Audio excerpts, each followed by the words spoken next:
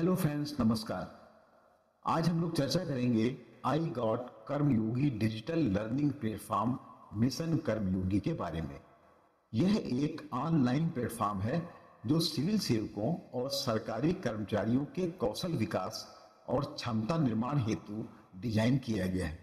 आज के इस वीडियो में हम लोग चर्चा करेंगे मिशन कर्मयोगी क्या है, यह किन के लिए है, इसके क्या लक्ष्य और उद्देश्य हैं और यह कैसे संचालित होता है।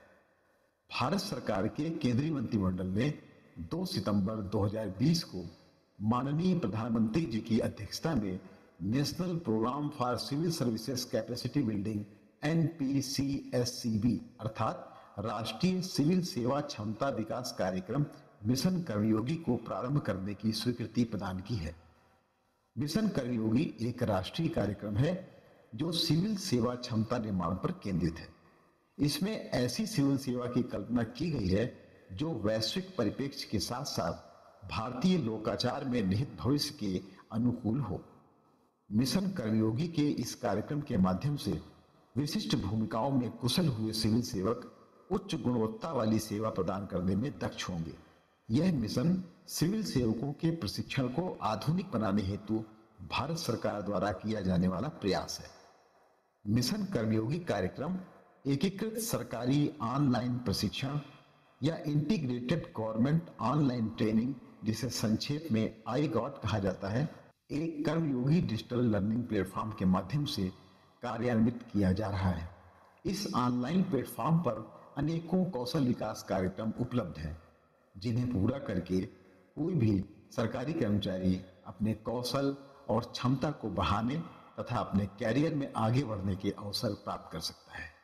मिशन कर्मयोगी का लक्ष्य भारतीय सिविल सेवकों को और अधिक सृजनात्मक, रचनात्मक, विचारशील, अधिक क्रियाशील, नवाचारी, प्रगतिशील, ऊर्जावान, सक्षम, पारदर्शी और प्रौद्योगिकी समर्थ बनाते हुए भविष्य के लिए तैयार करना है। आइए चर्चा करते हैं मिशन कर्मयोगी के उद्देश्यों पर।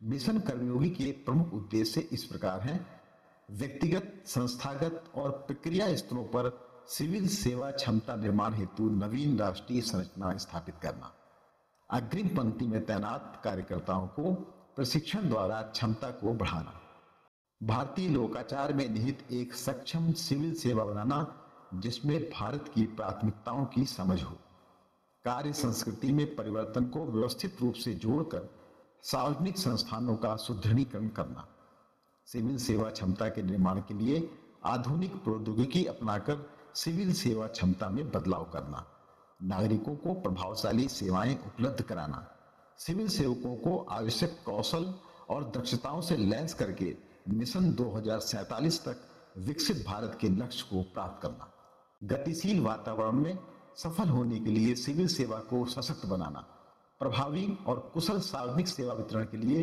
सामंजस्य से कार्य किया जाना, शासन की आवश्यकताओं को पूर्ण करना, सरकार और नागरिकों के बीच संपर्क बढ़ाना, नियम आधारित अर्थात रूल बेस्ड से हटकर भूमिका आधारित अर्थात रूल बेस्ड प्रशिक्षण की ओर अग्रसर होना, ई लर्निंग पर जोर देकर इसे बड़े पैमाने पर प्रयोग किया जाना, ट्रेनिंग को डेवलपमेंट से जोड़ना, ट्रेनिंग इंस्टीट्यूट्स को सेंटर फॉर एक्सेलेंस बनाना, क्षमता आधारित दृष्टिकोण को अपनाना जो ज्ञान, कौशल और अभिवृत्ति अर्थात नॉलेज, स्किल एंड एटीट्यूड के प्रभावी मिश्रण पर केंद्रित है। अभी हम लोगों ने बात की नॉलेज, स्किल और एटीट्यूड की। आखिर ये नॉलेज, स्किल और एटीट्यूड क्या है, आइए इसको समझते हैं। नॉलेज अर्थात ज्ञान का अर्थ है knowing what and how to do it, अर्थात यह जानना कि क्या और कैसे करना है। स्किल्स अथवा कौशल का तात्पर्य है having the ability to do it, अर्थात कार्य करने की क्षमता। एटीट्यूड अथवा अभिव्यक्ति या नजरिया का अर्थ है being prepare to do it, अर्थात कार्य करने के लिए तैयार रहना। हम सभी प्रशिक्षण के महत्व को भली प्रकार जानते हैं। प्रशिक्षण को परिभाषित करते हुए ग्लोसरी ऑफ ट्रेनिंग टर्म्स में कहा गया है, training is a planned process to modify attitude, knowledge और skills through learning experience to achieve effective performance in an activity or range of activities to satisfy need of organization। किसी भी सेवा में जाने के बाद सबसे पहले उस व्यक्ति को प्रशिक्षण प्रदान किया जाता है।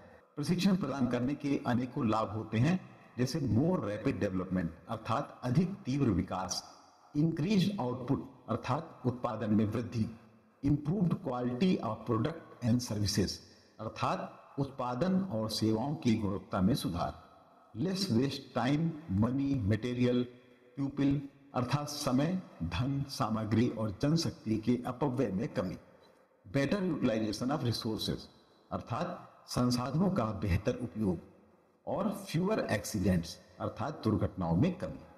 प्रशिक्षण किसी भी कार्य को ठीक से करने के लिए आवश्यक होता है।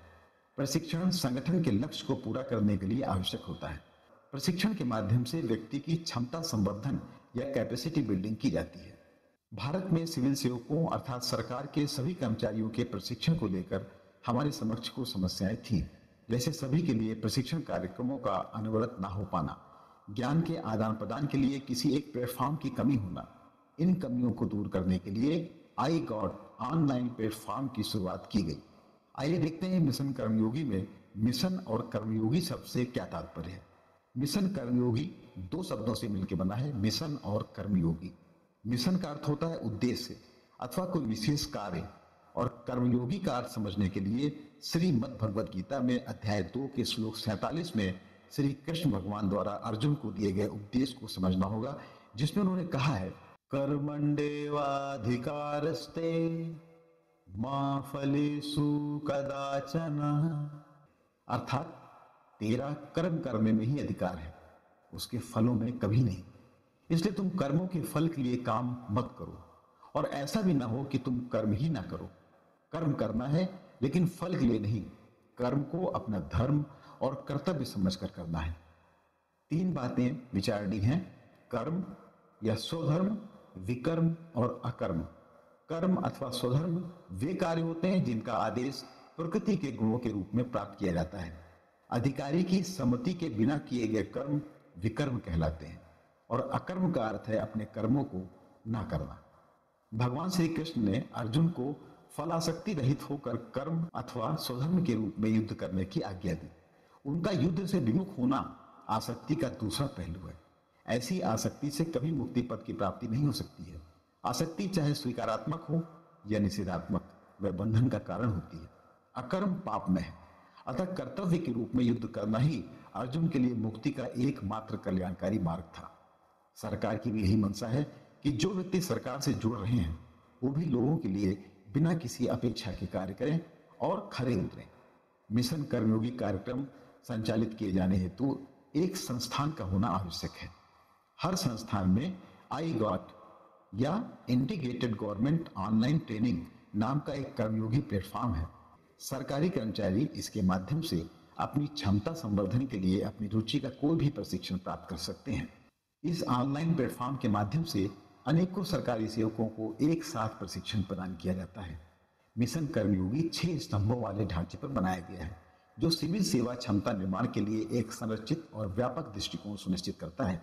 मिशन कर्मयोगी के 6 स्तंभ इस प्रकार हैं: नीतिगत ढांचा, संस्थागत ढांचा, दक्षता अथवा योग्यता ढांचा, digital learning framework, iGOT Karmayogi, electronic मानव संसाधन प्रबंधन प्रणाली EHRMS, निगरानी और मूल्यांकन ढांचा। मिशन कर्मयोगी की विशेषताओं पर यदि चर्चा करें तो ज्ञात होता है कि आई गॉट प्रशिक्षण और विकास हेतु केंद्रीकृत और एकीकृत प्लेटफॉर्म प्रदान करने वाला एक डिजिटल प्रशिक्षण प्लेटफॉर्म है। यह प्लेटफॉर्म सिविल सेवकों के लिए ऑनलाइन पाठ्यक्रम, प्रशिक्षण कार्यक्रम और संसाधन प्रदान करता है। यह सिविल सेवकों के लिए व्यक्तिगत विकास योजनाओं IDP के निर्माण पर जोर देता है। यह प्रतिष्ठित राष्ट्रीय और अंतर्राष्ट्रीय संस्थानों, उद्योग विशेषज्ञों और शिक्षाविदों के साथ सहयोग को प्रोत्साहित करता है। इसमें शीर्ष संस्थानों, विश्वविद्यालयों, निजी कंटेंट प्रदाताओं और व्यक्तिगत संसाधनों से सावधानी पूर्वक तैयार और जांची गई सामग्रियों को प्रशिक्षण मॉड्यूल के रूप में उपलब्ध कराया जाता है। यह सरकारी कर्मचारियों की क्षमता निर्माण के लिए एक अंग के रूप में विकसित किया गया है। इसका मुख्य फोकस सरकार और नागरिक के बीच संपर्क को बढ़ाना है। यह उपयोगकर्ताओं को प्रशिक्षित करने के लिए कभी भी, कहीं भी, किसी भी डिवाइस पर लर्निंग प्रदान करता है, जो अब तक पारंपरिक उपायों के माध्यम से प्राप्त करना असंभव था।